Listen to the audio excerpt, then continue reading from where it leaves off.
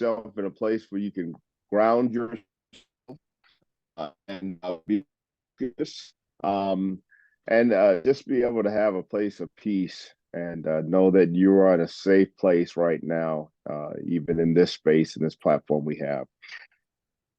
Oh God, we know that we have challenging times ahead and that we are living in challenging times right now, both nationally, regionally, throughout our great state of Louisiana, locally, God. But God, you've given us a process that is the democratic process that we have a privilege of participating in. And no matter how flawed it may seem sometime, it is still what we have to work in and with and to utilize to gain power. So God, we pray that we may have that greater understanding on tonight. We ask that there will be a shifting, God, for those that did not want to vote, those that feel like they have no power in voting, that they would be motivated and moved to realize that power. So God, as we meet together on tonight, be in the center of all that we do, that it might be glorifying unto you, for we know that we cannot do this work of creating justice and equity for all without you being in the midst of it. And so, God, we thank you for those who are giving their time to be here. And we ask you, ears, minds that comprehend, and hearts that want to work towards a change. We ask this in the name of Almighty God, and I ask it in the name of my Savior, Jesus Christ. Amen. Again, welcome everybody. This is Justice and Beyond. We have been meeting for. Did you want to say this part? Go ahead. Yes, I can. Good evening, everyone. I'm Sylvia McKenzie, and we just say welcome to Justice and Beyond Monday Nights Forum. And I say thank you to everyone for taking the time out to be with us this evening. Justice and Beyond have been around for 10 plus years, and it has a platform for Black and Brown voices where we can be heard and we could be recognized, and we do support our young people. So welcome, and I turn it over to Pastor Manning. Thank you, Sylvia. And listen, we meet every Monday, unless there's a special occasion going on or unless we're meeting in person. We try to meet some way every Monday. So if you're here on this call, also set a calendar in time on your calendar so that you know that we meet every Monday at 5 o'clock, so that you can continue to show up and hear important information. Also too, Brooke Randolph is handling the information, contact information for those who have not yet given that to us. We would love to have that information. You can find Brooke Randolph in the list of participants. Find her, give her your email address so we can get you on our newsletter so that you're getting constant updates about what Justice and Beyond is doing in upcoming forums. So with that said, let's go ahead and begin. We're going to start with our guest presenters on tonight. And Valerie, I'm going to need you to tell me who they are exactly. Can you do that? Yes, I can tell you. I don't have that in front of me. Introduce them for me. That's no problem. Yeah. That's no problem. But I do want to make sure that, yes, I am a pillar of Justice Beyond, and Justice Beyond platform will be spread it out on our YouTube and also on Facebook page, and we do share it over between 10,000 to 15,000 people, and also we put on social media and all our e-blasts. So I just want you all to know that. So be very careful and be respectful to everyone on this platform, and always remember that your face will be all over Louisiana. So let's keep everybody in mind, and everybody's voice is very important. And remember the reason why we're here tonight. So that's my foreclosure. But tonight, I am representing the famous Black Voters Matters, because the Black Voters Matters do have a voice. Our voice count. My mama said I speak loud with my mouth closed and bing when I go to the ballot box. So I just want everybody to know that. So next, first, foremost, I'm going to introduce the Black Voters Matter speaker tonight, Miss Keturah, and we want her to come in her own way. Then after Miss Keturah, then I will introduce the next one. All right. Hello, I'm Keturah. I know Miss Valerie, she be saying Keturah. I let her slide sometimes because I love her so much. But Keturah is, we gonna let this slide. Keturah Butler-Reed, and I am the Louisiana Regional Organizer for Black Voters Matter. And we also do have a state organizing manager, Mr. Chad Sanders. I think he might be popping on at some point as well. But yes, and I think that's all you wanted me to do, or do you want me to give a little rundown or something? Yes, yes. Will you please, what about Sister Reed or Miss Reed? Okay. Okay. Reed. Can you introduce yourself? Wait, this for everybody. Can you introduce yourself? Then you introduce your position in your organization and tell us what you do. All right. Okay. So, yes, Keturah Butler-Reed, the Louisiana Regional Organizer for Black Voters Matter. We are a power and capacity building organization, and a lot of the work that we do is basically strengthening, amplifying, and really just pouring resources into local grassroots organizations all across Louisiana. We are a national organization, so we do have reach all across the country as well. But me specifically, I'm mostly in the southern region, so those Orleans and Baton Rouge and all those other kind of areas. But just really just working with partners day by day, making sure that, we make we create the solutions that we really need in our communities. And of course, we do that locally. We do that through, creating a better infrastructure for our communities. But we most importantly do that by holding our elected officials accountable, and even before that, voting, using our voice and using our votes, our power, etc. So I think that's a good quick spill as to what we do. And shout out to everybody rocking their BBM shirt. Y'all representing hard today. Thank you. Next, we will introduce Reverend Richard Bell, who represents the Lower Ninth Coalition. Hey, how y'all doing this afternoon? I'm glad to be here. I'm Reverend Richard Bell, a Ninth Ward resident for the last 50 years. I'm with the Lower Ninth Ward Voter Coalition, the new secretary coming aboard with A Community Verge, Just and Beyond, community involvement organization, which I am the CEO, a former chairman for St. Kofa, also the president with Council of Aging, American Legion, commander for this area, past department commander, and I'm probably leaving some out. It's a pleasure to be here. The Lower Nine Border Coalition is a nonprofit organization that promotes, inform, and active participating in government. The goal is to increase the number of registered voters and overall voters participation in all elections.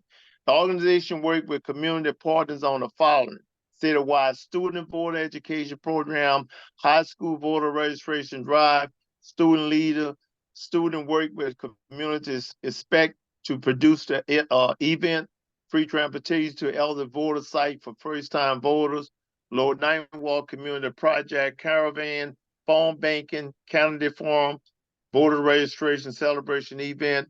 Also, May the 5th, we having a workshop for grandparents and parents at Council of Aging 2475 Canal Street in the rear of the building.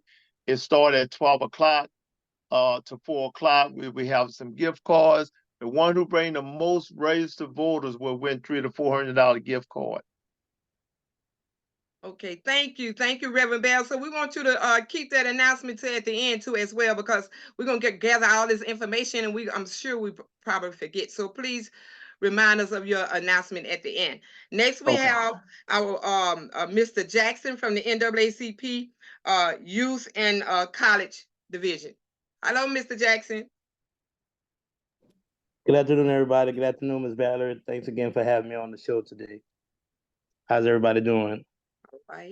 All right. You want to tell us a little about yourself and a little about the NAACP Youth College Division? Absolutely. I've been a member with NAACP since college for the last 10 years. I've been in this position over the young adults and the youth since 2018. I've worked under the leadership of Ronald Coleman for the NAACP New Orleans branch, and we've been able to host a wide range of events. We've been able to partner with the Lower 9 Coalition, Black Voting Matters organization, Urban League, and just making it exciting for young people to be a part of government and learning the process of voter engagement, voter education. And so those are some of the things that we're kind of tackling right now. As far as some of the issues, it's been around maintaining the history in the schools, but also the education, and also currently talking about some of the resources, like kids going hungry. We've been partnering with some of the legislators to help fight, keep the resources and keep the money flowing so that they can have the school lunches and stuff like that. So we've been pretty busy on all levels, and I've enjoyed my time in this position, and I'm looking forward to meeting some of you all as well and building relationships. Thank you, Mr. Jackson. Next, we have Mr. Devan. Mr. Devan from Young Furious Citizen NOLA. Hey, how y'all doing? My name is Kamar Devan. I'm here representing YFC, Young Furious Citizens, and we are a youth engagement group. And we focus on different social issues. And right now we're focusing on voter engagement. And yeah, well, that's a quick little breakdown. That's all right. You straight to the point. That's good. That's good. Next, we have Dr. George Amedee. Amedee. Correct me, please. Correct me, please, Dr. George. Amedee. Okay, Amedee. Amedee. Yeah, okay. Good. Okay. Now I want to let me do that again so we on live Facebook and all that. Okay. Call me today. Just don't call me late for supper. But go ahead. I want to introduce Dr. George Amedee, the professor at SUNO. Very good. I just want to thank Justice and Beyond for inviting me. My chancellor asking me to attend this session. Of course, I'm a professor in political science at Southern University in New Orleans and have an opportunity to engage with young folk on a daily basis about politics, about voting, about government.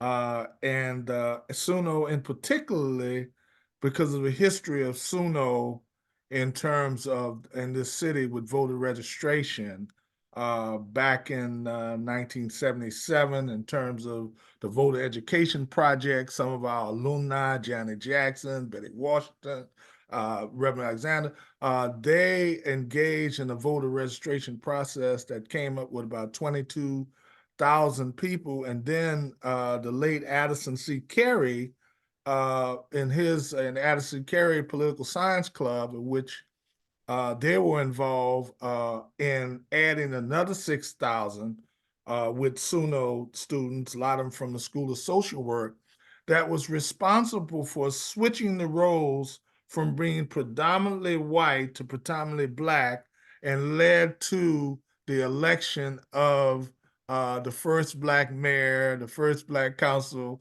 So SUNO has a rich history in that. And just finally in 2005, on the 50-year anniversary of the Selma to Montgomery March, SUNO was invited by the Voter Education, by the National Voting Rights Museum to participate in the reenactment of the Selma to Montgomery March, as well as to promote the extension of the Voting Rights Act in 1965. Myself, Dr. Jack was involved in bringing busload of students along with community folk to that.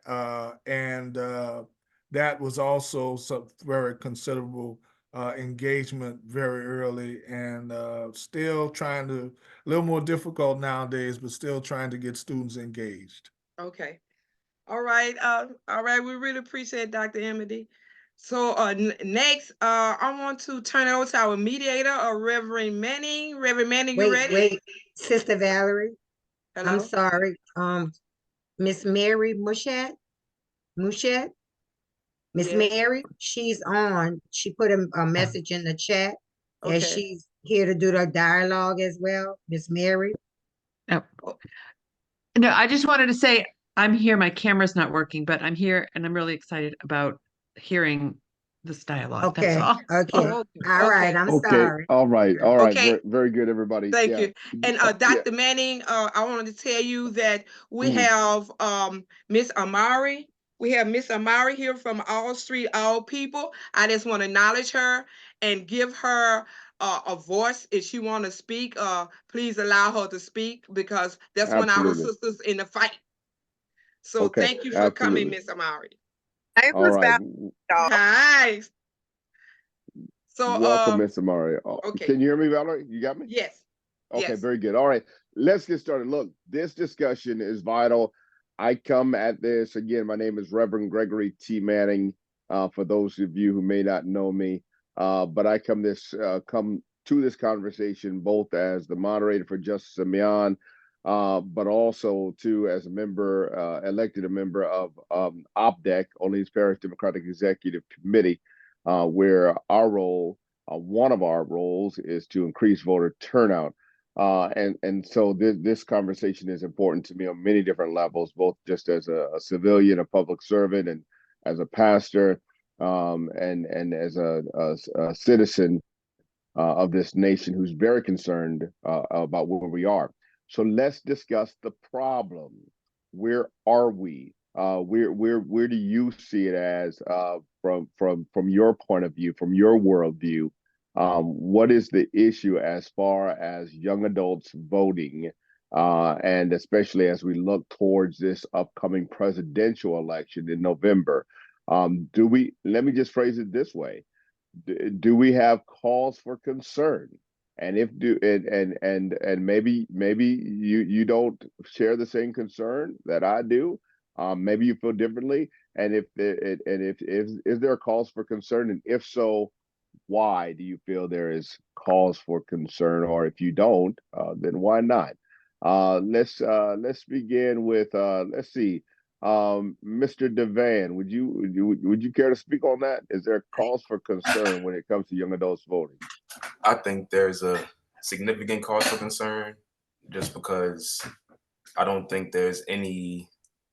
I don't think young adults around my age have any sense of urgency with voting at all, and they just don't seem to see the importance of it. So there's definitely. Mr. Devan, tell us your age, if you don't mind. I'm 22. 22. And have you voted yet? The day I turned 18, I went to City Hall and got registered. So I voted in every election I could have voted in.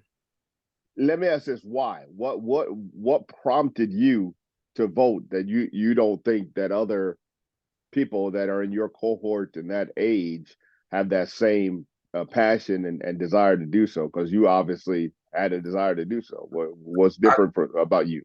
My mom I think it's an education thing, and my mom just was very adamant on making sure I was educated on everything I needed to be. You know, she made sure I knew to vote first. I knew to vote since I was a kid. I couldn't wait to turn 18 so I could vote, you know.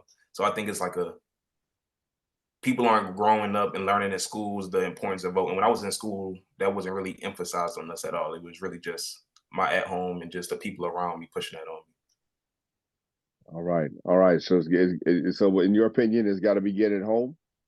Yeah, it's got to begin at home. Yeah, it has to. Yeah. All right. Thank you, Mr. Devan. Let me go to Ms. Keturah. Yes, I definitely think that there is a cause of concern. And I think it's for some of the same reasons that he's mentioned. It's the education thing.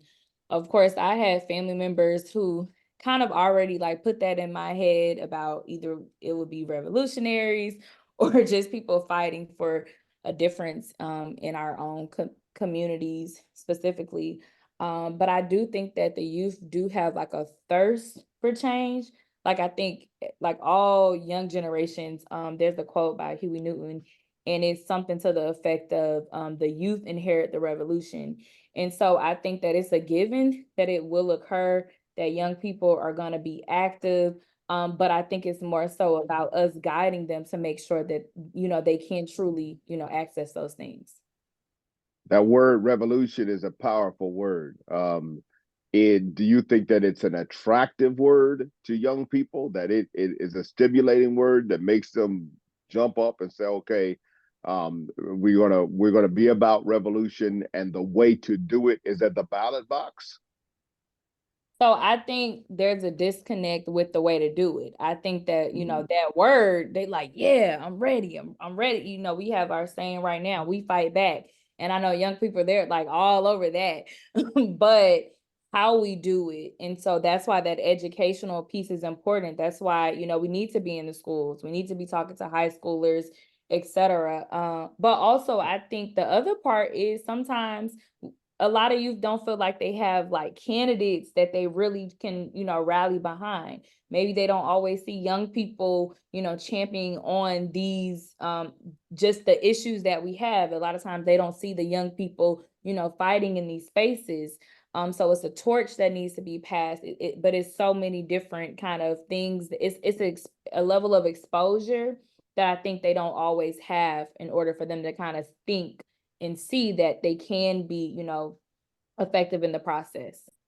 I think you hit on something very significant, and maybe a lot of the time it's the same. It's the same look of all the people running for election. The same kind of talking points. To say a revolution is one thing, but to put forward a candidate that gives the appearance of being a revolutionary, I think, is a whole different thing. And until young people see voters that look like them, act like them, and talk like them, maybe the energy is not going to be there. Let me go to, yeah. No, I was about to go back in, but no, let's no, you comment on that. You comment on that.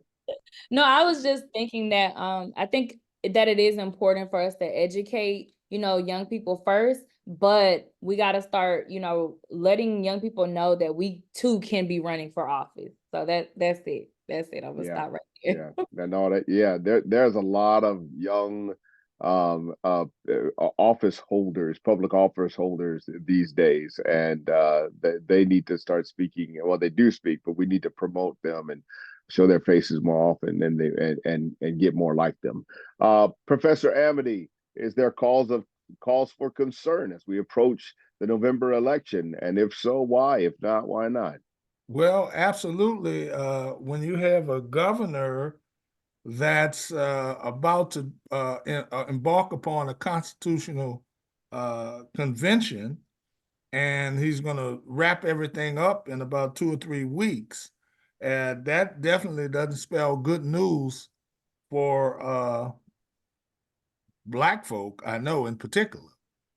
But so that's one thing. Also, all of the most recent polls are showing, in spite of what's going on, that President Biden is trailing. So that also is a basis for concern. So definitely it's a very, not a very good look. Now, in terms of, just in dealing with students on the college campus, some of the things that I observed that I think we might need to pay attention to. First, I think that voting and elections cannot be discussed in isolation. Just asking one to come out and vote and get involved. My son spoke at a rally down in Lower Ninth Ward, and I was so appreciative. But basically, Don Hubbard was there, and he gave the message: young people don't care about what happened in the past.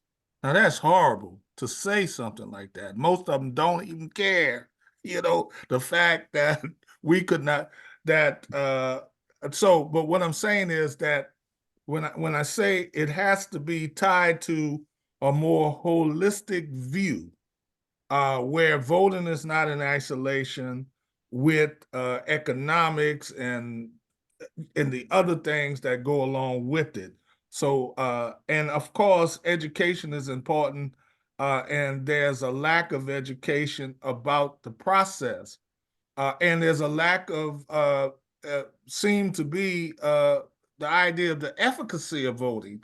Is it? I mean, what does voting lead to? And so I think all that has a lot to do with it. And then last, I would say both the issues, uh, uh, they need to be aware of the issues that directly impact them. And this last thing, I'm going to say representation and diversity. You mentioned that. We just had election for Democratic commitment and all of that. I think we have to be able to set aside some positions and make sure that some of those positions, it's good we got elected officials. Why do they want to be part of the Democratic Executive Committee? Allow some young people, to come and occupy those positions. So definitely seeing someone in the position that's visible, that's part of your cohort, I believe would be a good way of doing it. When we were not part of the racially, it was not part. We said we want to set aside some positions for us. Let's set aside some leadership positions for young people. Begin to grow that generation that's coming up, rather than old people telling young people what to do. That's kind of what I see. Absolutely. Thank you, Professor. Mr. Jackson, is there a cause for concern? Yes, certainly. Absolutely. I think if we want to make voting or getting involved leadership more sexy to young people, then we have to make it personal, and we have to educate them on issues that affect them directly. Like, for example, when Gary Chambers ran for his election, he had that commercial that was controversial, but it in a way, it kind of got a lot of young people interested for a second in politics and government, because that's something that was personal to them. I think as far Mr. as, Jackson, I don't want to cut you off, but I do want you to clarify for those who may not be familiar with the commercial. okay, Describe it to them, if okay, you would, please. to my knowledge, he was smoking a cigar in his commercial, and to me, the young people that I work with, they were very excited about that commercial, and it was like, man, if he gets elected, I wonder what else he can do. And I just seeing that excitement in their eyes, I was like, wow, we need to have more things that grab their attention. So just a mechanism that I use is making it more personal, and making it to where they understand what's at stake. I'll give you another example. When the governor, John Bell, was running for governor, he had on his signs, because I campaigned for him, free healthcare, free daycare. They want to take away your free Medicaid, EBT. And the people came out in droves, and they were excited. So I guess I took from those two examples of getting young people involved. We have to make the environment suitable for them. Also, Mr. Amedee, to add to your point, I know Mr. Don Hubbard very well, and he's very he could be stuck in the past sometimes. And the conversations I would have with Mr. Hubbard is, how can we work with the new generation of leadership where they didn't have picket fences and civil rights movements and stuff like that, but we do have social media. So I think politics is changing as far as campaigning versus doing Facebook ads or spending $5,000 or $10,000 on a mailer that people just rip up most times because they think it's junk mail. The times are changing, and I just think we have to advance with the times and make the environment inclusive for young people. I serve on OPDEC, and the last 4 years it was mostly elected officials. This time around, they've had more community people decided to run. And now we have a clearer board. We're shuffling the deck. So next time around, we need the age groups of 21 to 25, 30 to 40 to start running. And then we'll start seeing more of a different movement. But I just think we have to make it personal, meet them where they are, which is on their phones, and allow them to know what's going on and open them, embrace them with open arms. Absolutely. Yeah. Yeah. That social media is the critical mode of getting the message across. They've been saying that Facebook is for old people now. The young people got off of Facebook because their parents got on it, so they jumped ship. But we'll come back to you, Mr. Jackson, a little bit. Let me go to Reverend Bell. Reverend Bell, is there cause for concern? Yeah, it's very cause for concern because the national youth for the turnout in 2014 was 13%. In 2018, it was 28%. It went up. In 2022, it was 23%. So you see, it's going down because we have to educate the youth. The youth impact the future. But you got to show them that it's very important to vote. In the high school, the driving education, before they could get their driving license at age 18, they could register to vote at DMC. That's the best time to get them to register to vote. So if the parents is voting, the kids will vote. But if you got a parents not going, and that's what's going to be the workshop Sunday, parents need to get engaged. Because at one time, we all didn't have the rights to vote. Now we do have time, we have the rights to vote.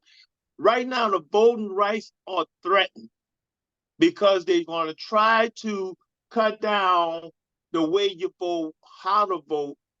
We got to educate parents, young people on how to vote, the important in votes, especially voting in important civil matter, engagement. Voting is important of representing government. Voting hold political accountability. If you voting, you better make sure you do a voting checkup of that person that's running. And I'm like this, the young people watching the old people, they ain't doing what they're supposed to do, they're not gonna vote for them. You have to be engaged to show the young people you're concerned. You got to get into the high school, get into the VOTEC school, get to let them know the importance to get out there and vote. Voting hold, by them voting, they hold the political accountable for what they do. And voting is a local impact. Voting helps you to stay informed. Vote impact international relationship. The last election, if people would have got out and vote, the whole government race would have been different. But people figured it wasn't an important race. You only had two people going. So just because we got a governor that putting all these things out, but the people have a verse. A no vote is a no verse. Mm-hmm. We have to get the young people engaged, but they have to see what is voting all about, because most of them, it starts in the home. If the home is explaining to them, important, because we moving out, they moving in. Yeah. So we got to show them, you are the future. You could change the things that need to be changed, because we going out, we coming to put like this. As the Bible said, we decrease and they increase. Absolutely. Absolutely. Thank you, Reverend Bell. And you made some very good points there. I want to go back to Mr. Devan for a moment, because Mr. Devan, if you could increase. Yes. Am I forgetting somebody? Yes. I was asking you in the beginning, can you include Miss Amara, please? I want to hear her voice. I want to hear exactly what she got to say. Miss Amara, please. Is there a cause for concern as we approach voting as a whole, but especially I'm looking at the November election of the president. What do you say? Hey, so I'm driving and I have my 3-year-old in the back seat. So I don't know how great I can. And you're breaking up a little bit, which is understandable. You're in the car and the weather outside. Yeah. Yeah. Yeah. So, Miss Amari, you come back when you're more settled, okay? Yeah. Yeah. Okay. Okay. Let me ask this. I want to go to Devan again, Mr. Devan. If you could, because what we want to do is increase the voter turnout amongst young people your age, 21 on up, the 35 and to 40. What would you do? Teach us. What would you do? Let me put it this way. What would you stop doing? And what would you begin to do? We know we've already talked about vote candidates that look like young people and don't look like the status quo. They're talking a different language. But what else? Educate us. I feel like it needs to start. You personally, when I start seeing like the voter stuff, it's like the day of, 2 days before. I think this needs to be months in advance of us talking about upcoming elections for at least 2-3 months in advance, just letting people, so people who have been, they've been building up for this and they know that this is about to come up. Also, it's hard to tell because it's a range of reasons why people my age aren't voting, and so I feel like it's difficult to kind of pinpoint just one way to make them all start voting again. I think social media campaigns will help a lot. Like if we just had like different TikToks. Different type of TikToks and like different Yeah. rappers saying, "Oh, go vote this day," and it just need.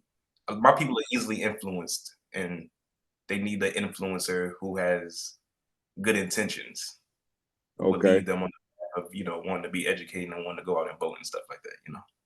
So if we put if we engaged more celebrities, rappers, hip hop, Big Frida, maybe whoever, to get out there, then that might help. Okay. That definitely help. Yeah, I think so.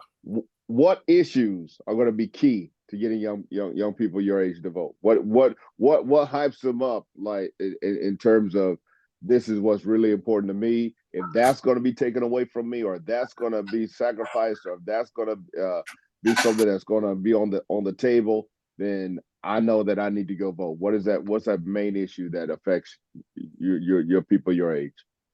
I'd say money, probably. Like if it was something to where they were increasing the price on something, or if this elected official has this type of ties with whoever and they're gonna raise the gas up or whatever, people wouldn't, I feel like people my age wouldn't vote for that person. But it's really hard to say with people my age. I talk to a lot of people when we go canvassing and go to different events, and I hear a lot of different opinions and a lot of different reasons for why people have little interest in voting.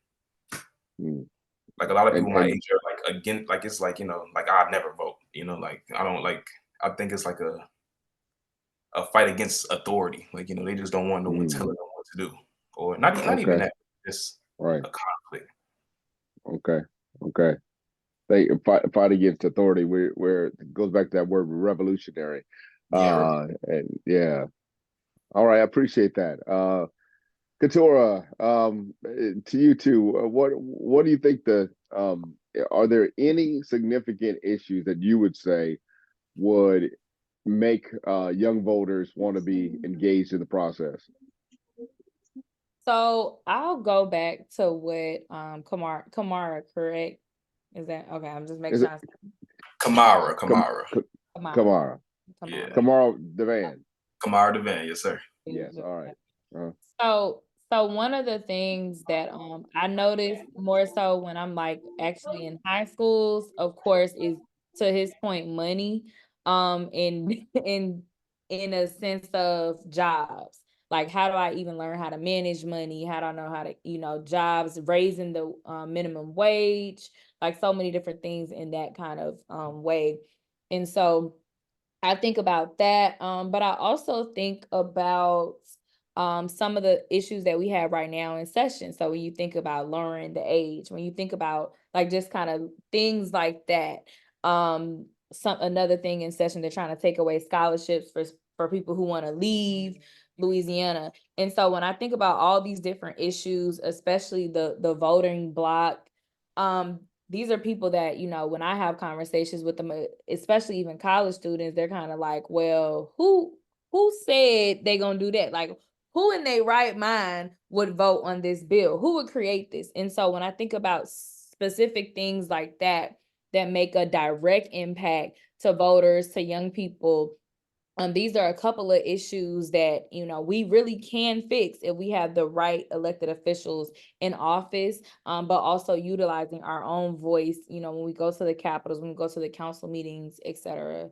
So just kind of helping them understand how that vote directly kind of translates to that issue that they have.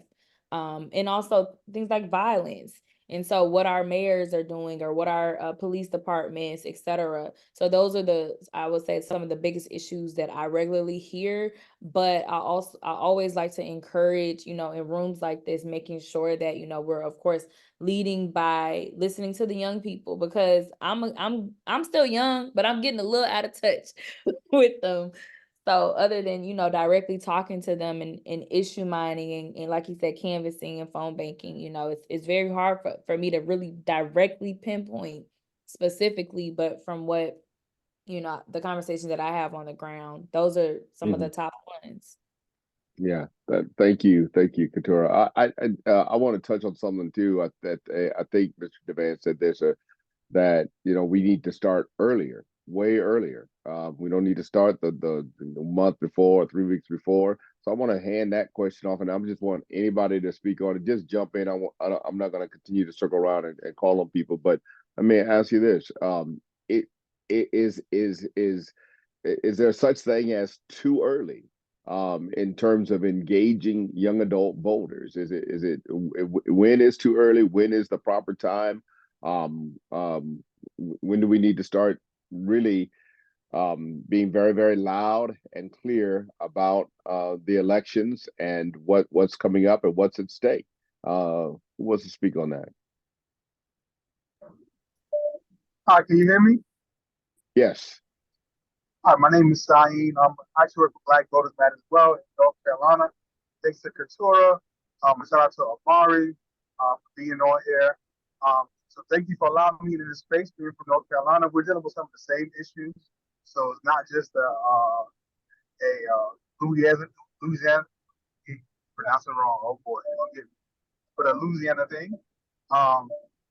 But anyways, I just want to say that I don't think it's too early, especially now, right? We're competing against so much, whether it's social media, the new craze.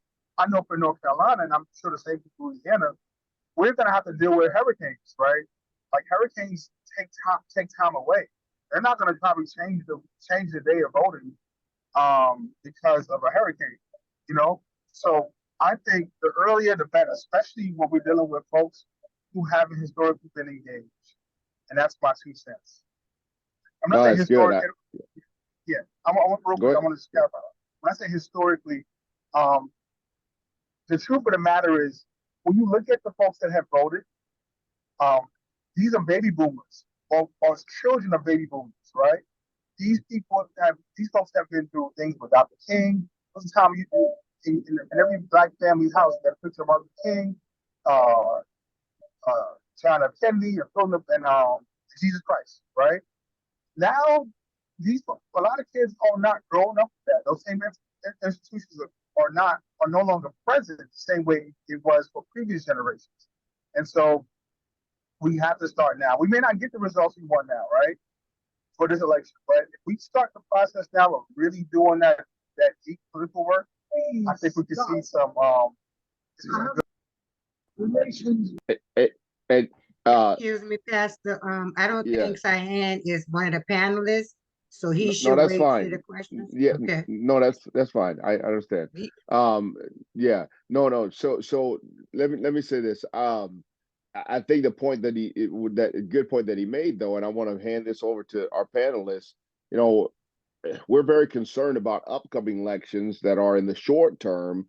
But this problem with low or voter apathy amongst young people is going to be something that's going to have to be tackled in kind of a long range sense of, you know, looking 20 years out. And a lot of people say, well, we don't have 20 years, but is this something that we need to develop a long-term strategy for it instead of just saying right now and being very reactive, but being proactive and developing a long-term strategy.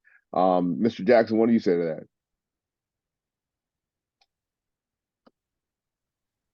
that? Wait, repeat the question. I'm sorry. My internet So, yeah, no. So right now, of course, we're very, a lot of people are very anxious, very focused on the upcoming election in November, the presidential election. But do we really need to also kind of take a breath and say this is a problem that's taken a long time to develop, and we have to develop a long-term strategy in such a way that we say, let's tackle this over 25 years or 20 years, or maybe even shorten that to 10 years, but this is going to take a while. Do we need to think about a long-term strategy that's going to affect voter turnout instead of just reacting election to election? Absolutely. Me as an individual, myself, I've taken it upon myself to reach out to what I call in the historians. And what I mean by historians is making sure people, some of the people that's on the panel, people like Don Hubbard, that they don't go to the graveyard with the knowledge, right? Because we need to know what they inherited, and we need to know what we're up against. I want to document that, but also I want to have in place little small committees of people that are issue driven so that we can start identifying our strengths and our weaknesses. Basically, what I'm saying is if we want to stack the deck and we want to make change for future generations to come, then we have to have a starting point. And I think it's the best time, since we're going to have the attention of the whole country and high voter turnout, to start during the presidential elections. But I think we need to use this time now while we have the momentum, while we have the attention of different demographics of people, to galvanize together and to lay the foundation of what we want to see for generations to come. Because the truth of the matter is, everybody that's in current leadership is over the age of 50 or they're in their late 40s. So by default, young people, there are many opportunities that's going to be available, but we want you to be able to be in a position where you know how to be a great leader, what the culture needs, and are you ready to hit the ground running when that opportunity presents itself? Mm-hmm. Very good.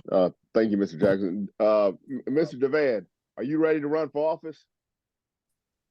Give me 3 years, 4 years, I'll be in there for sure. Okay, why so long?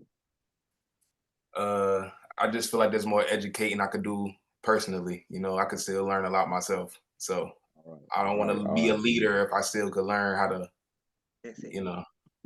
And you're a leader right where you are. So you're a leader right where you are. So, but I understand those times. It's an early step, yeah. All right, I'll be looking for it. Yes, sir. Mr. Amedee, you want to weigh into this portion of the conversation? I like the idea of taking a long run approach. I do think that social media is very critical. I think, but sometimes you have to feed things a little bit at a time and educating over time in social media. But having worked in City Hall for years and years and years, have been involved in elections after elections after elections, I do know this. Starting early is good, but the week of the election is the most important. Next is the day of the election. And after the day of the election, you can affect turnout, you can win an election. So, I know everything sounds pessimistic, but it's about work. In terms of getting results. It's about boots on the ground and work about getting and having the right message. I do think is very important. I think that's what's kind of missing a lot of what's going on. Like, for example, the criminal justice system. We have to tie the criminal justice system to the elections. And folk have to know the consequences of what's happening in the criminal justice system is as a result of that. This gun issue, hidden carry, these things are designed for African American men. We have to state what it is. all due respect to the castration thing, but I can see that being abused too. You know, brothers have to know that they're about to get their stuff taken away. And I can see people abusing that. So I'm just saying that there's some things happening right now that we have to, and I do think shocking the conscious with some of this stuff, but putting it in a perspective where people are saying, look, they want you. And you can sit back here and not do anything, but this is what you have facing you. Yeah, I think the sounding drum beat has to be, if you think it's bad now, just wait. It can and will get much worse if you don't so I vote. started my American government class this time a little differently. So I start naming the programs. I said, anybody ever SNAP? Anybody ever Section 8? Anybody? So they raised their hand. I say, you cannot presume that those things are going to always be there. You know, you have to, people have to understand that they can't be comfortable about what's happening now. Those things can clearly, and we see it now, just with this governor, can be taken away. Yeah, that's right. Let me hear from any other panelists. What do you say? How do you want to weigh in? Yeah, let's Keturah, go ahead, and then we'll go to, I think that's Reverend Bell next. Okay. Really quickly, I want to go back to when you were talking about a strategy and even the time frame. Something that, you know, one of our core principles at BVM is a 365 approach. So like each and every day we should be, you know, getting people involved and engaged, and it doesn't have to look like election each and every day, but it needs to look like we're engaged each and every day. But even further than that, I think that a way in which we can kind of really drive our community forward is making sure that there are certain people who are designated in short-term strategies, like that Band-Aid work. We got to put some fires out there. There got to be people that's going to put the fires out, but there also have to be people who are really thinking long term. We can't continue to be reactionary to all of the issues that we have. We got to have some people thinking of a 2027 year approach to the work. Not just, okay, what we gonna do for 2024 presidential election? And it's like, okay, it's already done. When we think of the opposition, that's all I'm gonna say. I ain't gonna go deeper into that. But when we think of them, a lot of times they're already having strategies ahead of time. They already got their 180-year plan for the first 180 days of, you know, a president being in office. And so we have to be thinking on that level way ahead of time. So I'll just add that. I see, is that President Coleman wanting to chime in? Yes, thank you. Good evening. How you doing, dear sister? You know, we were just talking about Bill Cassidy is up for re-election. He's in a terrible position with the Republican Party. Brother Ronald. Yes. I'm so sorry, but I do need to follow order, because I did say Reverend Bell would be next, and I don't want to pass over. Okay. I'm going to come to you next. So thank you. That's fine, all Pastor. Right. I'm sorry about that. Okay. That's all right. No. Go ahead, Reverend Bell. No, the impact, we need a long-term impact with the young people, because the young people is our future. We have to train them, get them involved, get them to come to the meeting where you will have well before the election. Get them cameras with us, get them to see how it is to go out and speak to the public. We need to get them to speak to the public. Get them educated on how to vote, when to vote. But somehow our old elected officials need to give up these seats and train these young people, because they're going to be here. We dying off. And these young people is coming up, and the only way they're going to come up, we got to train them. We got to give them classes. We got to bring them along. Like you bring your child to school, you got to bring these young people with you. Let them travel with you to see what all this election about. Because it's not about yourself. It's about the community. It's about the state. But if you don't bring them along to the Capitol, to the section, to let them see what's going on, they don't really know where to go. But we got to pick and roll our sleeve up, and we got to bring them like you bring them to school, train them, and let them breathe. Because your democratic thing is at stake right now. United States is in danger. Because if this thing keep going where it's going, they're trying to set everything back. Well, we need to go forward. So Absolutely. the young people going to be here. We're not going to be here forever. We dying off. So we Yeah. got to train them, get them into some type of class, bring along with you, ride in a car with you, walk. I believe in you got to walk 10 miles for like the old Martin Luther King them used to do. Let's start back to marching. Yeah. Yeah. Holding You're right. hands and bring them along with us so they'll know how it is to march and get to the step of the Capitol, get to the step of City Hall and say, enough is enough. Bring them along, Absolutely. put them on your back and carry them. That's it. Thank you, Reverend Bell. President Coleman, go ahead. Thank you, Pastor. I'm sorry about that. You know, when you get to voting, I get all excited. What we did is we did 17-1 to 17-10. And we had to make the issues of voting directed to the young brothers, 18 to 21 and 22 to 34. Now, right now, I'm working on a campaign that I think all of us we can win from it. Right now, we all having problems with our housing. If you own a house, you have a problem. The insurance is out of the way. So what we're looking to do, I'm doing some research out of Texas. They raised their homestead exemption up to $100,000. Louisiana haven't done it in 35 years. Now, if we bring ours up to $100,000, you would save at least $2,300. And some of those people that's on the back of your homestead exemption, they're gonna have to tighten their belt just like we have to tighten ours. We're talking about the zoo.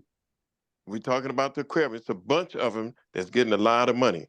I'm gonna get beat up for this, but I think our nonprofits, like Tulane and some of our churches in the Catholic Church, they could give at least 1% of property tax. We all can, it's fair and equity for everyone. Because right now, homeowners in Louisiana, we are getting it over and over. They just passed a bill today saying they can cancel your insurance after 3 years and don't have to give you any notice. So we have to bring the issues that affect the communities we are in. We did Act 129 that says if you've been in prison and you've been home for 5 years, you can serve on a jury. Well, we went in the area where that population was at. And like as Reverend Bell said, you have to bring what makes sense to that community to get the voter to come out. I can't talk about crime and safety and the Gus Project because they won't hear that. Now, if I talk about this program that's being shut down this summer, the TANF program being shut down, Section 8 challenges, well, then we get an interest. And what has happened, we have stopped bringing the interest to the voter. We have just made you take everybody for granted. Oh, they're going to do it because somebody else said. Forget the endorsement. Bring your specific topic to the people that you're serving. And that's where I'm at. Now, I'm sorry about that, y'all, but like I said, when you get to voting, I get all excited. It's good. We need that passion. And I think what you're saying is that it is not one size fits all. We have to cater to the individual voter. We have to their needs and what they're dealing with and their issues. But look, too, I think we have to start communicating to people. It's not, as we do in the church, it's not about you. It's about your neighbor. It's about your mama. It's about your grandmama. It's about your brother or sister. What will happen to them who are incarcerated, who are on in affordable housing, or what on snaps? What will happen to them if you don't vote? If you care about them, if you love them, then you will vote, because it's not about only you. Quit thinking about yourself and think about your community. So listen, everybody, I got to run to a meeting. I'm going to hand this over to Sylvia, who's going to handle questions, because we're going to move to questions now. Thank y'all so much, panelists. Y'all been phenomenal. I am so encouraged about this conversation. But I got to run. Sylvia, you're going to handle questions now? Yes, sir. Myself and Sister Valerie. Thank you, y'all. God bless you. Bye-bye. Okay, God bless you, Pastor. Be careful. God bless. Thanks. Okay, Val, I see. Well, first of all, I want to acknowledge VP, Mr. VP Franklin, from being on tonight with us. We miss you very dearly, sir. And he had a remark also in there, but Miss Mary said, tell me if I'm saying your name right, Miss Mary Mushat? Mushat? Yes, that's me. You had a question first that I noticed, so I'm coming to you first. Okay, well, I have a couple just ideas to put out. Part of my, I mean, voting is essential, but in terms of, getting young people or getting them to continually be engaged is to encourage them to contact their local, their reps and their senators, provide them the information on the bills so that they have an avenue that they can make their voice heard, continually make their voice heard to their elected officials. Whether it be, for a bill or, first you have to explain the bills or the issues, but I just find people, they vote and then they drop out. Their attention is elsewhere. But if we could make it easier for people to access the information and like who they need to contact and what the bill says. So there's a woman, Julie Schwam Harris, she puts out this email every week during session, and she lists the bills that that most of us would find objectionable, but she lays out in the email the addresses. So all you have to do is cut and paste, and she explains the bills in English so that you understand what they really mean, as opposed to if you just read the bill, you might think it would be something else. Okay. And then she gives you a sample text so that if you don't want to spend the time to come up with your own verbiage, you can just cut and paste and send it. And you've registered your opposition or your support to your representative and your senator. What I want to say is she makes it easy. So like 10 minutes, you can take all the bills that are coming up that week and you've expressed your voice and you can send it to your friends. Miss Mary, we don't have a long period of time. Okay. And I don't mean to cut you off, but is it a question that you have for the panel that they can answer? Because we have like several other people and we're going to be ending in the moment. No, that was it. That was it? Yeah, but it's been a great discussion. Okay, put it in the chat. We'll be glad to contact you, please. Okay. Okay. Next, Raymond Sweet, do you have anything you wanted to add? I seen you had comments in the chat as well. Raymond. No, he said no. He said no. Okay, I got it. Okay. Next, we had Sister Valerie with her hand up. Okay. Okay. Hello, everybody. I have a question for the panelists. I wish that all the panelists would answer this, including our guest, Sister Amari, that we know that a person's not going to care unless they see you care, first of all. We done heard about social media get the young adults' attention. We done heard about education get the young adults' attention. We done heard about it come from the home. The parents teach the child, take the child to the polls to vote. We done heard that. So, in your opinion, we're gonna start with I want to say Mr. Devan. Everybody want to call you first, right? So, Mr. Devan, so in your opinion, have this generation, I'm speaking of your parents' generation, this generation, have we showed you all the example, the importance of voting? Have we showed you all, just like our parents showed us, okay, the importance of voting? Because right now, it's some bills on the hill right now, it's going to affect everybody. It's going to affect our workplace. It's going to affect our I'm gonna say our monthly income, our EBT cards. It's going to affect our workers' comp, and it's not just like a certain group. It's going to affect. It's going to affect everybody because we need every generation in, right? So let this generation know where we fell in, and let us know how we could help you. Thank you. Okay, I'm through. I just think there wasn't enough of an emphasis on the importance of voting at all. I think just growing up, I didn't see anything. Like, I know they had like the No Child Left Behind back then, and they had all like different type of voting programs and all type of, thing, posters you always see to go vote. Growing up, I feel like that just wasn't around for me. And I still feel like today it's not as around at all. So I just think just programming kids to know that you have to vote. Like, people don't know that they have to vote, and I feel like everyone needs to know that you need to vote. Like, this is the most important thing you could be doing. And so just drilling that idea into more young people's heads, I think would help a lot. And I think that's where, I wouldn't say y'all failed us, but that's where it went array. You know, that's where the disconnect happened. Disconnect, okay. Next we have Sister Keturah. Sister Reed. Oh, I'm sorry. Oh, she look, I love her because I let her get away with it. But Keturah, everybody else. It's Keturah. So a couple of things has this generation showed us.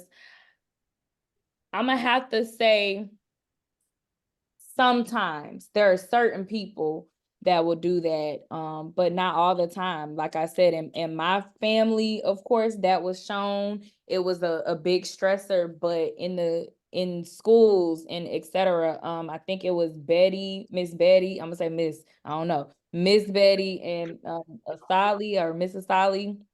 I think in the chat, they reference even the school systems, and the first thing I think, okay, school prison pipeline. What are they educating us? Are they educating us so that we can be liberated to think, etc.? And that's not always the case. And so I just kind of feel like when we think about the generations before us, a lot of times the issue becomes the torch not being passed. I think a lot of times what we should be doing, even I would consider for myself, even though I am a young person, I know that I'm kind of, with the role that I have, it kind of ages me a little bit in a sense. So I know sometimes I have to even step back and I have to make sure that I'm uplifting the youth and passing that torch and really moving aside. I think that's what is really going to require. This room should look like way more, actual young people in the conversation as well, because that's who we really are going to find the real solutions for the young people is going to be with them. So I think that it's up to us to guide and mentor them and make sure that they have the resources, because we're wealthy enough in resources at this age, but I think that it's really going to be determined by them. But I don't think that we've done enough for young people. But let today be that change. Today we gonna make it better. So pass it to whoever else. Okay. Thank you. Next, we're gonna ask Professor Amedee. Now let me correct. You asking me to assess whether my generation or before has done enough. Yes. Correct, sir. Probably not, but I think it's progressively worse. The further down from my baby boom generation. So I think there's still much more that we could have done. I think times were different. Some for my previous generation, the rights were denied, the urgency was there, and we kind of inherit the notion that it was important. But it doesn't seem to have been passed on completely to the next generation, and it seemed to be getting worse. That's my perspective. Okay. Thank you. Next, we have Mr. Jackson.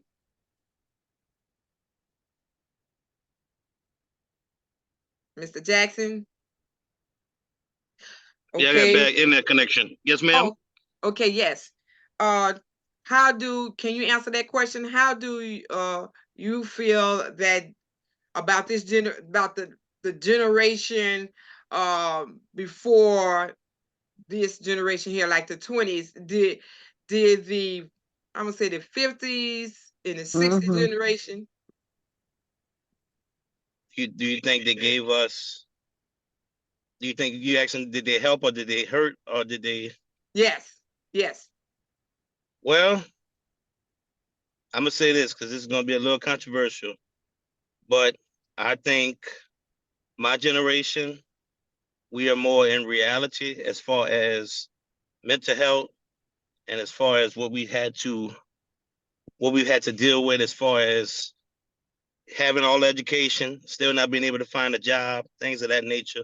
I think back then there were more opportunities for Blacks, but it was part of a bigger scheme to keep us not as hungry or as successful as we are now. I think in our generation now, we have more entrepreneurs, we have more blacks on the rise, so things are going to be a little bit more harder as far as jobs, disease, things of that nature that's going on in the world. So I think each generation thinks they had it harder, or thinks they had it better. Only time will tell. But I appreciate the previous generations because history does repeat itself, and I think we need to know what we're up against, or at least what was the mindset back then, so that we can know what we need to do moving forward. But I will say the arguments that me and my parents and grandparents have is that that generation feels that they were more smarter because they didn't have GPS, they didn't have social media, they didn't have a phone with 100 different devices in one setting.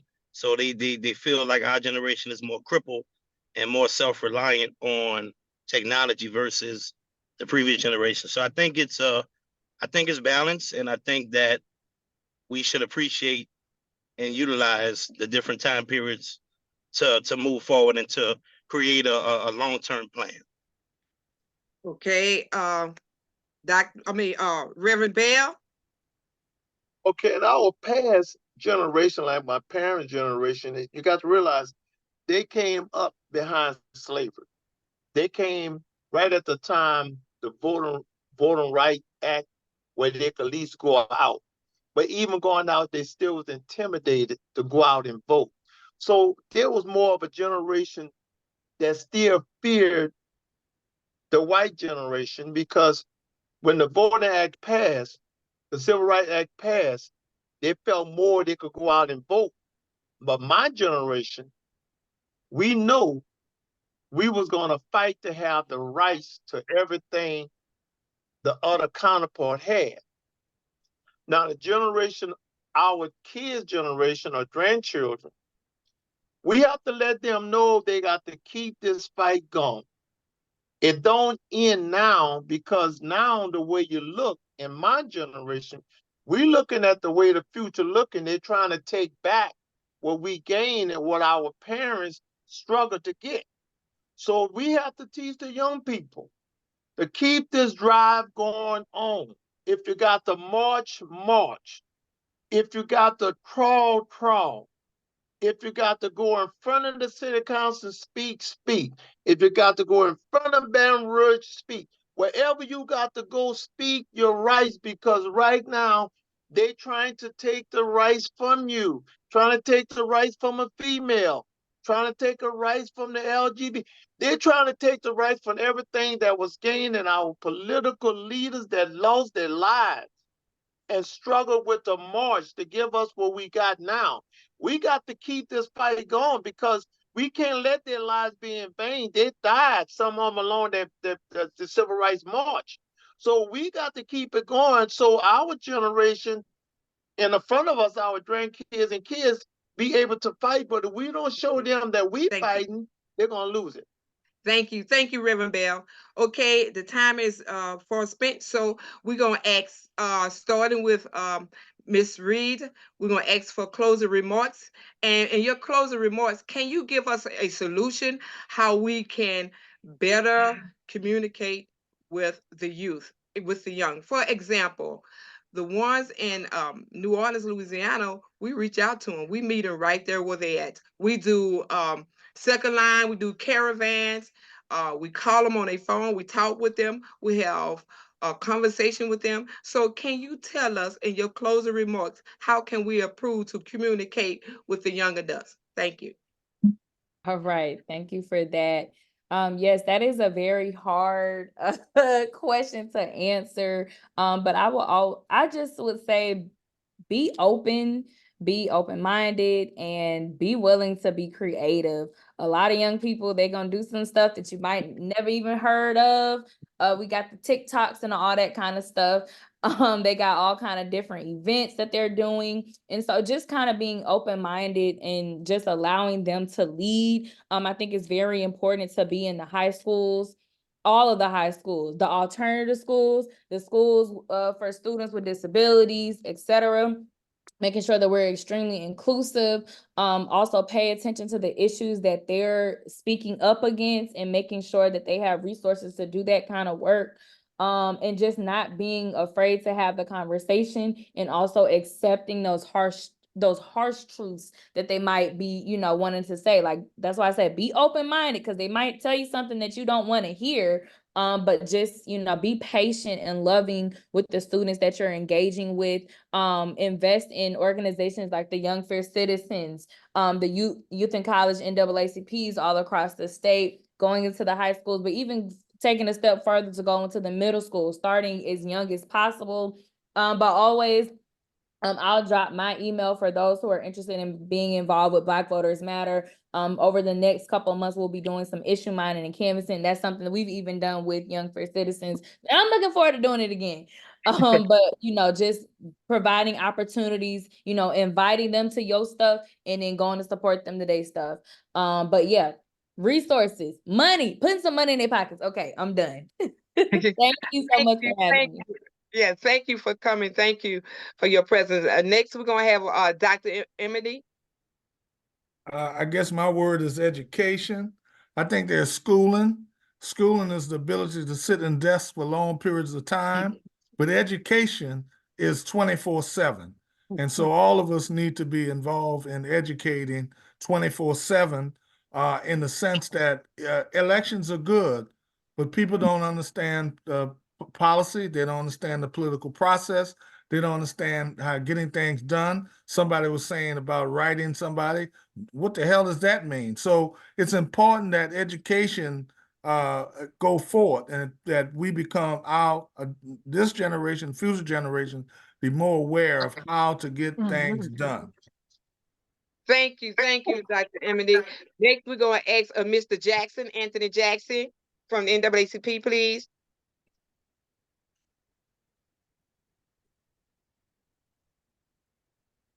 Yeah, he have a problem with this.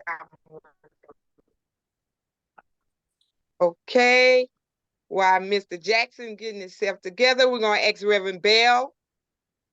I'm gonna do one of your phrases. When you can't walk, crawl. That's it. Okay. Thank you, Reverend Bell, for coming. And Reverend Bell is one of the Just Beyond pillars. Next, we're gonna have Mr. Devan.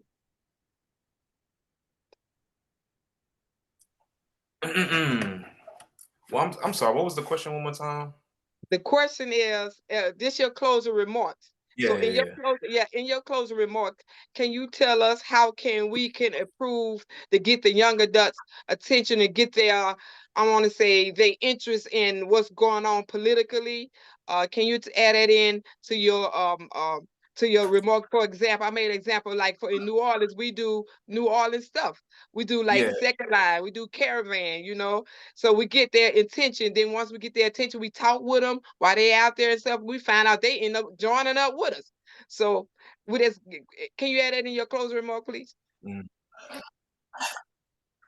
Yeah, I think that's the best way to do it. Just meet the young people where we at, and you know, force it on us, put it in our face, put it everywhere, so we can't ignore it until, you know, it's gonna be so annoying. We're gonna be like, all right, you might as well vote. She keep telling me to go vote. I gotta go vote now. You know, just keep pushing it on the young people so they don't got no choice but to go vote. That's the best thing I can say. Thank you. Really appreciate that. Oh, we so glad you could come. So we don't want to leave without hearing from Dr. Franklin, Dr. VP Franklin. Can you give us some sound advice as your experience in this arena with African Americans, the history, what you think that we should approve to get their attention today, please? We have like 3 minutes, Dr. Franklin. Well, thank you very much for giving me this opportunity. I think that there's a need to coalesce around specific issues that are relevant to the young people. And so you can canvass them and see what issue is most important. For example, it may be scholarships, or it may be the minimum wage, or it may be police brutality or violence.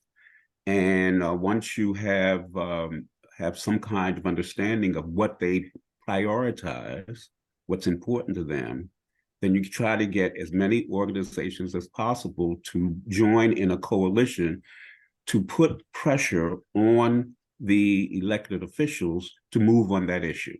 And so I think that we keep in mind that when the elected officials decide that they're not going to address the issue that the young people may be interested in pursuing, you always have the boycott. The boycott is really the most important strategy that you have to make the elected officials listen and respond to what it is that you want.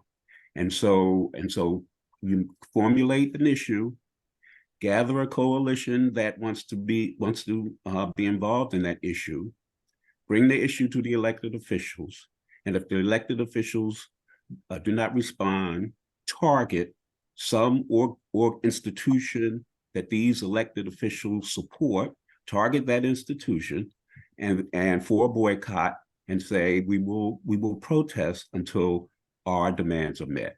That would be what I would recommend.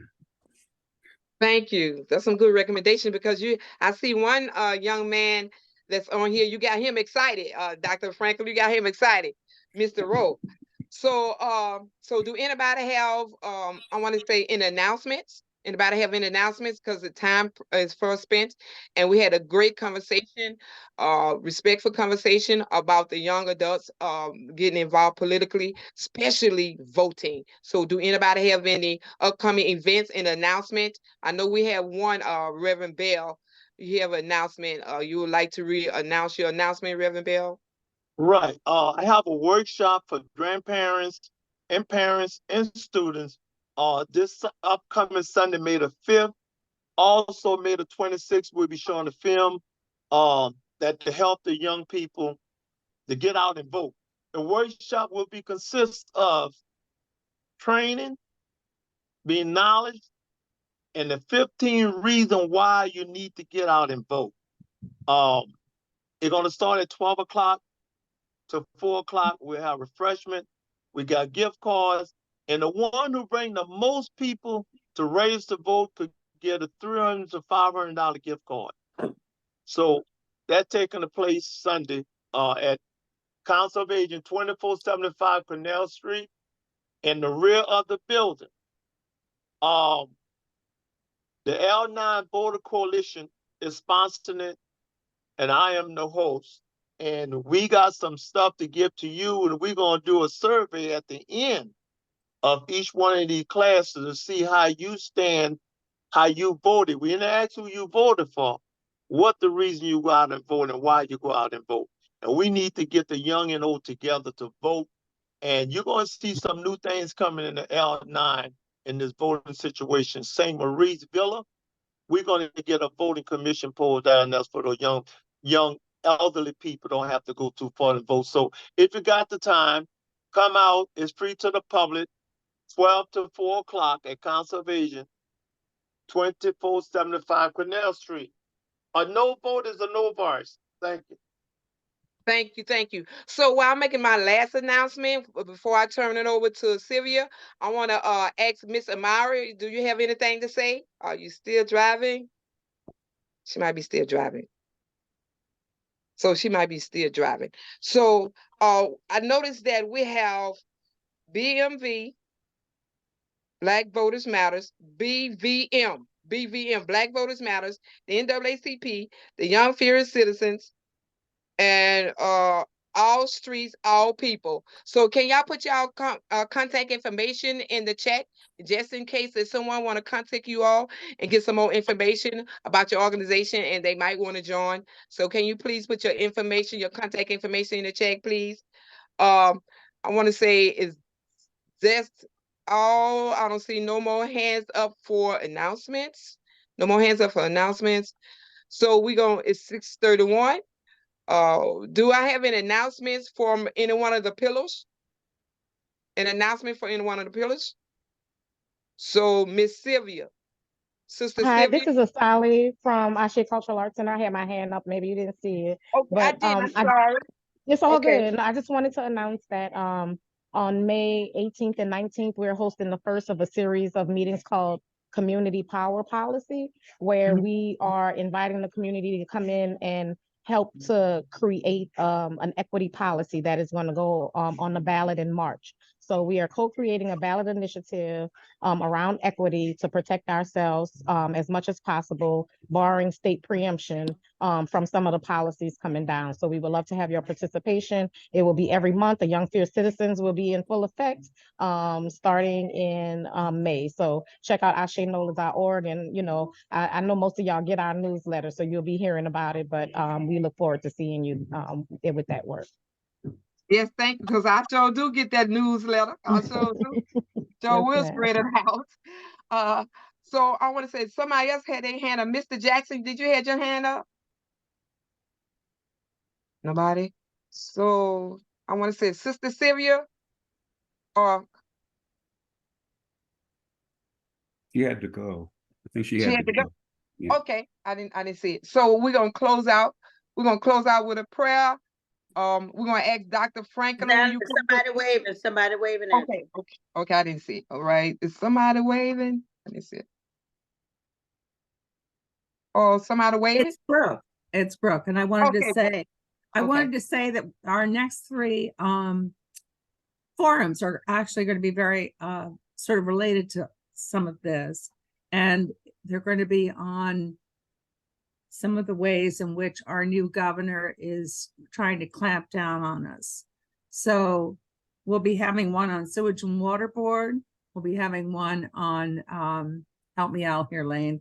We're having one on the Constitutional Convention, and we're having another on unions. So keep your eye on our newsletter and come and join us for those, because those will make a big difference, you know, when you go to vote again.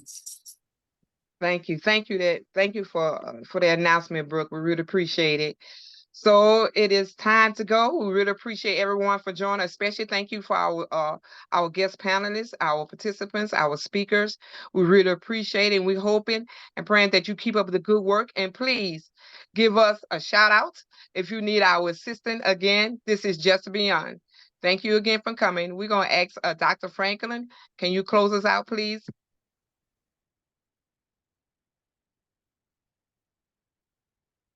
You're on mute.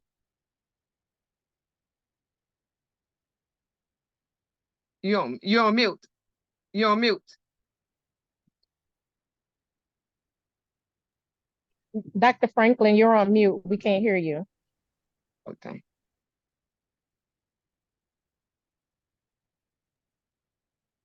God brought us together this evening for this meeting, and he or she has put us in a place, and hopefully this is the right place at the right time, that we can carry out activities and programs that will improve our situation, but also achieve the things that our religious faith would like us to achieve.